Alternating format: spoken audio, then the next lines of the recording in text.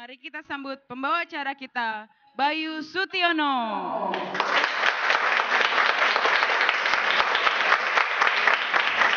Selamat pagi, Assalamualaikum warahmatullahi wabarakatuh. Senang saya, latihan kita tadi barusan sukses. Tepuk tangannya seru. Wah. Simple saja. Saya membawa talk show ini ingin jalan ke sekolah-sekolah, termasuk untuk yang pertama kali ke sekolah tugasku. Beberapa tahun yang lalu bertemu Wina dan membuat saya secara pribadi tergugah untuk membuat financial plan sendiri untuk keluarga kita. Ternyata itu penting, teman-teman sekalian. Jadi mudah-mudahan itu nanti akan membuat kita semua pada hari ini bisa mengerti mengenai financial plan. Ya, kita berikan tepuk tangan untuk Lik Wina Hananto. Wina. Sini Win, di sebelah kanan saya. Kalau ikut acara ini bisa langsing gitu. Ya. Di bukunya Wina, saya masih ingat bicara soal dana pendidikan anak. Wina juga bercerita di sini dari apa yang terjadi sama Wina sendiri, which is itu terjadi sama saya pribadi, persis sama gitu. Cerita dong Win soal itu. Jadi salah satu yang menurut saya perlu kita siapkan, kita itu sibuk nyiapin dana pendidikan anak buat sekolah ya. Mungkin nggak tahu nyiapinnya, tapi pokoknya untuk anak kita perjuangkan semuanya. Menurut saya salah satu yang mesti disiapkan juga adalah orang tuanya harus terus sekolah.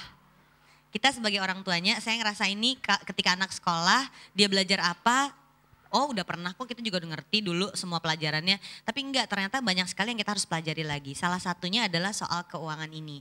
Jadi Kita PR yang terbesarnya, putuskan, ya? kita yang putuskan, PR terbesarnya adalah kita harus belajar lebih banyak. Dan menurut saya perempuan itu sebagai si menteri keuangannya di rumah, berarti harus ditingkatkan kemampuan belajarnya dan kebisaan keilmuannya. Supaya kita nggak dianggap orang yang cuma megang uang buat beli sayur. Ya nggak? Ya. Ceritanya menteri keuangan tapi cuma ngurusin buat pergi ke tukang sayur. Enggak, gila, gua ngerti investasi harus bisa kayak gitu. Yang saya ingin tanya bagaimana kita mereview plan kita itu. Pembandingnya apa? Jadi kalau yaudah deh saya nggak sanggup suruh bikin review, planner aja pusing kok bikin review. Pembandingnya deh kayak apa? Ketika belinya reksadana saham, ada indeks reksadana sahamnya Mbak. Nah kita harus memastikan reksadana saham yang kita pilih bisa ngelawan indeks itu. Jadi klien atau tidak dari sebuah financial plan company, misalnya secara pribadi, review sih harus ya. Kira-kira cara melihatnya sampai nggak ke tujuannya. Kalau enggak ya mulai kemudian coba dilihat ke yang lain atau bagaimana, apa yang terjadi. Lagi? Dalam kita memilih produk, apakah kita mempertimbangkan juga apakah itu sesuai dengan syariah atau tidak? Si reksadana syariah udah ada yang nembus daftar konvensional. Jadi keren banget Mbak, bahkan ketika disejajarkan dengan yang konvensional dia bersaing.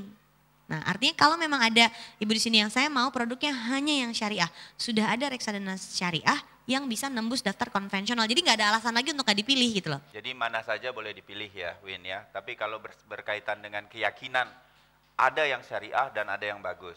Kalau dilihat yang tidak syariah 70%, yang syariah cuma 30%, Targetnya 25 kok. targetnya 25 gitu, ya mungkin bisa, ya. Tapi kalau saya tuh begini, kalau saya tuh gini, 70. Ya Allah tahun depan deh yang syariah ya. Bismillahirrahmanirrahim 70. Loss yang kita cadangkan. Misalnya investasi itu loss, itu berapa dana yang minimal yang harus dicadangkan? Kalau terjadi kerugian dari investasi kita.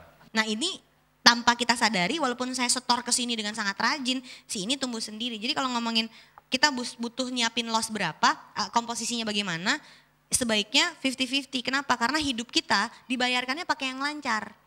Si tujuan-tujuan tadi bayarnya kan pakai yang lancar. Sayang amat harus jual rumah demi sekolah anak. Sayang amat harus jual rumah demi liburan, kan nggak lucu.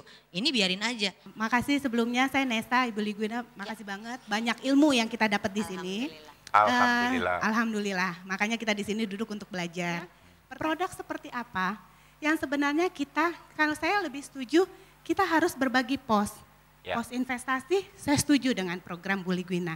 Tapi saya ingin tanya, program proteksi seperti apa yang kita harus punya? Ya. Asuransi penting, tapi tidak yang bentuknya ada embel-embel.